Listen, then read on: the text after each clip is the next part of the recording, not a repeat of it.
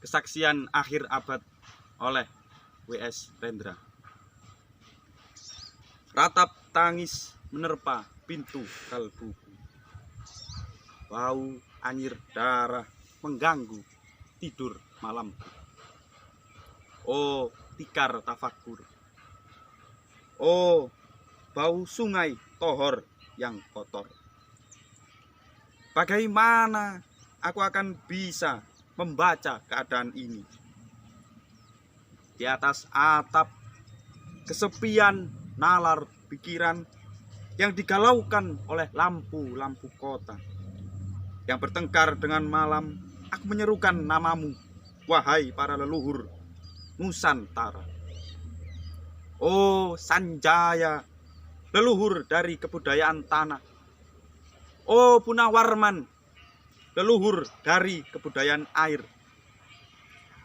Kedua wangsamu telah mampu mempersekutukan budaya tanah dan air. Oh Resi Kuturan, oh Resi Mirarta, empu-empu tampan yang penuh kedamaian. Telah kamu ajarkan tatanan hidup yang aneka dan sejahtera, yang dijaga oleh Dewan Hukum Adat. Oh, bagaimana aku bisa mengerti bahasa bising dari bangsaku kini? Oh, Kajau Lalido, bintang cemerlang tanah ugi. Negarawan yang pintar dan bijaksana, telah kamu ajarkan aturan permainan di dalam benturan-benturan keinginan yang berbagai ragam di dalam kehidupan. Ade, bicara, rapang, dan wari. Oh, lihatlah wajah-wajah berdarah dan rahim yang diperkosa muncul dari puing-puing tatanan hidup yang porak-poraknya. Kejahatan kasat mata tertawa tanpa pengadilan. Kekuasaan, kekerasan berak dan berdahak di atas bendera kebangsaan. Oh anak cucuku di zaman cybernetik, bagaimana akan kalian baca prasasti dari zaman kami? Apakah kami akan mampu menjadi ilham kesimpulan, ataukah kami justru menjadi sumber masalah di dalam kehidupan? Dengan puisi ini aku bersaksi bahwa rakyat Indonesia belum merdeka. Rakyat yang tanpa hak hukum bukanlah rakyat merdeka. Hak hukum yang tidak dilindungi oleh lembaga pengadilan yang mandiri adalah hukum yang ditulis di atas air. Bagaimana rakyat bisa merdeka bila polisi menjadi aparat pemerintah dan tidak menjadi aparat hukum yang melindungi hak warga negara? Bagaimana rakyat bisa merdeka bila birokrasi negara tidak menjadikan aparat rakyat, melainkan menjadi aparat pemerintah yang berkuasa?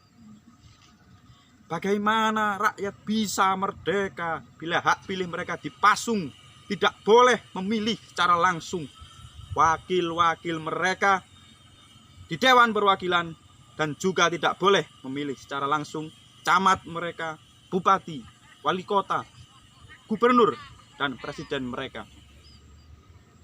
Dan partai-partai politik menganggap rakyat hanya abdi partai yang dinamakan massa politik partai, kawula partai, atau hamba partai. Bagaimana rakyat bisa merdeka bila pemerintah melecehkan perdagangan antar daerah dan mengembangkan merkantilisme Dendels sehingga rela menekan kesejahteraan buruh, petani, nelayan, guru, dan serdadu berpangkat rendah? Bagaimana rakyat bisa merdeka bila provinsi-provinsi sekedar menjadi tanah jajahan pemerintah pusat, tidak boleh mengatur ekonominya sendiri, tatanan hidupnya sendiri, dan juga keamanannya sendiri? Ayam, serigala, macan, ataupun gajah, semuanya peka pada wilayahnya. Setiap orang juga ingin berdaulat di dalam rumah tangganya. Setiap penduduk ingin berdaulat di dalam kampungnya, dan kehidupan berbangsa tidak perlu merusak daulat kedaerahan.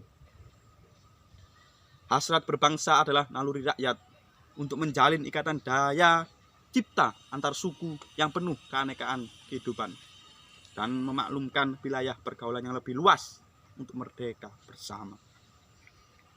Tetapi lihatlah selubung kabut saat ini.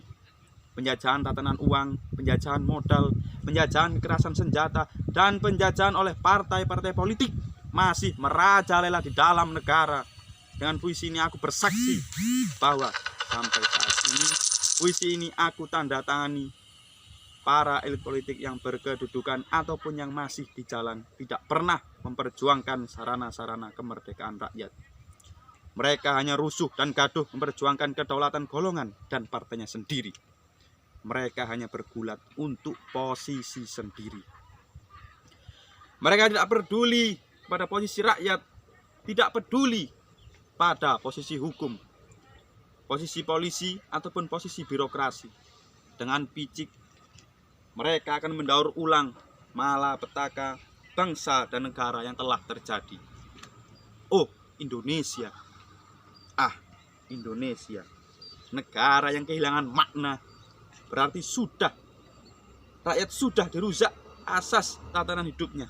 Berarti sudah dirusak dasar peradabannya.